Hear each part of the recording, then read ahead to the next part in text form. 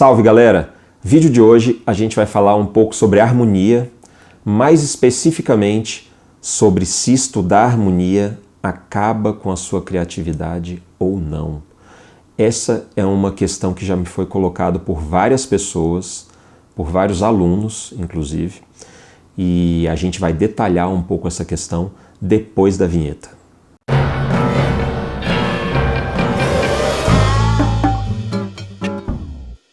Acho que a primeira coisa que a gente precisa falar é o que é harmonia, afinal de contas, né? Para quem ainda não está ligado. Então assim, na música a gente tem uma grande distinção entre melodia e harmonia. A harmonia vai ser tudo aquilo que a gente vai estar lidando com a compreensão dos acordes, com a sonoridade dos acordes, com a relação dos acordes entre si e com a relação sonora que tem entre os acordes e a melodia, né?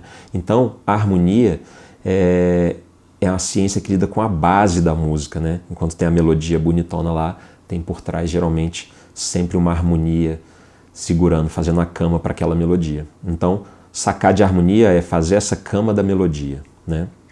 Bom, e eu sei que a harmonia é um assunto um pouco abstrato, então eu decidi usar uma metáfora para tentar facilitar um pouco a nossa discussão aqui.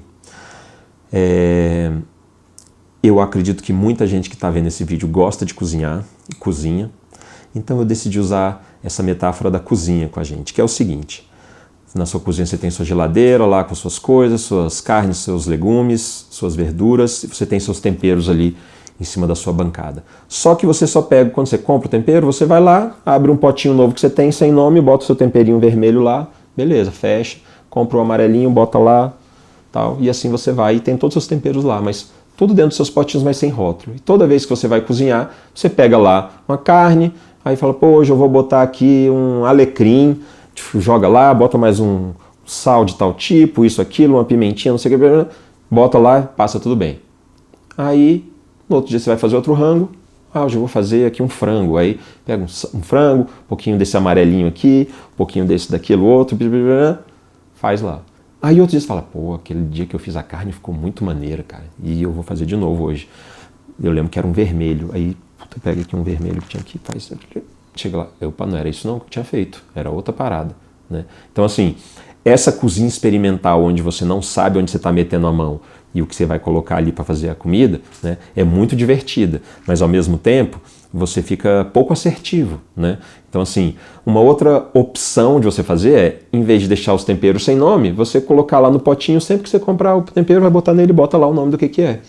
E junto disso você arranja um caderno. Então você vai fazer aquela carne lá que você gostou, né? Ah, peguei um tanto disso, um tanto daquilo, fiz assim, assim, assim, quando terminou, pô, deu certo, vou anotar aqui. Aí já anota essa receita. Faz outra, faz outra, faz outra.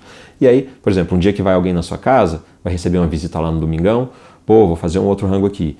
Pega aquele que você já tinha feito, que você sabe que deu super certo, que você já anotou, pô, em vez de hoje eu experimentar, eu vou fazer aquele que deu certo. Aí vai lá, faz, dá certo, né? Bem parecido, pelo menos você vai chegar. Por quê? Porque tem uma receita, né? No caso da harmonia, vai funcionar mais ou menos parecido, né? O estudo da harmonia, como eu falei, inclui a gente compreender as sonoridades dos acordes e as relações das sonoridades entre os acordes, quando a gente vai colocando um acorde depois do outro, né? Então assim, historicamente, a gente já tem diversas dessas relações que deram certo. O que é dar certo? As pessoas foram usando essas relações, essas sequências de acordes, e as pessoas foram gostando e foram repetindo, até que elas viraram clichês e ganharam nomes, né? Então assim, por exemplo, dentro do jazz da bossa nova, é muito, muito comum você ouvir, né, sequências de 2-5-1, que é um clichê da harmonia. São 3 acordes seguidos, 2-5-1. Se você pegar, por exemplo, Tune Up do Miles Davis, ele faz o 2-5-1 de Ré, na sequência o 2-5-1 de Dó, na sequência o 2-5-1 de Si bemol. Exatamente isso. Então assim, era um clichê da época, esse tipo de coisa, né?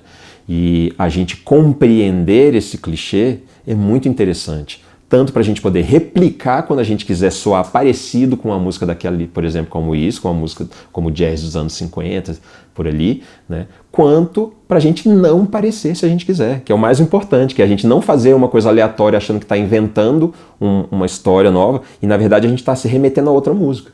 né? Então às vezes você está criando um arranjo ali que você não está ligado, mas que está muito parecido com alguma coisa que já existe, que alguém com um pouco mais de conhecimento de harmonia ou de história da música, de sonoridades e tudo, vai falar, pô, legal, tá muito massa isso aí, mas você tá querendo soar mesmo mais anos 50 por causa disso, daquilo? Né?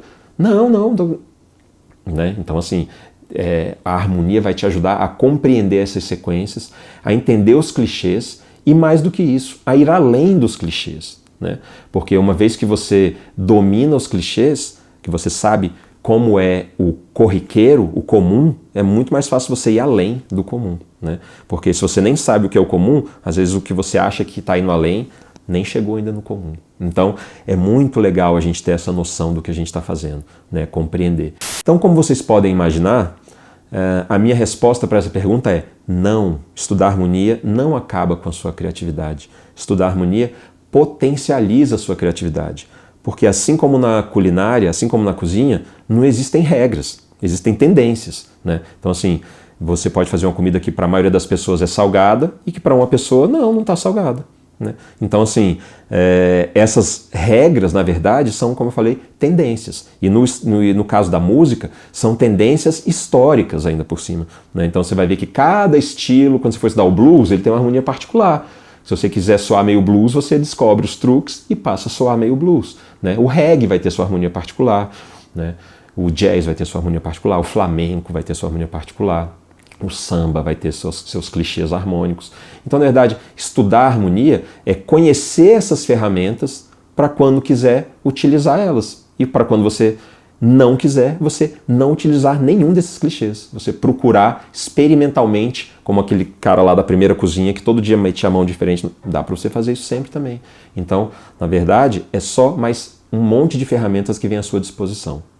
Para terminar, eu queria agradecer quem ficou até o final e falar que a gente pode continuar essa discussão aqui nos comentários. Se você tem alguma dúvida, tem alguma coisa para acrescentar essa discussão, manda aqui que eu vou estar atento e respondendo vocês.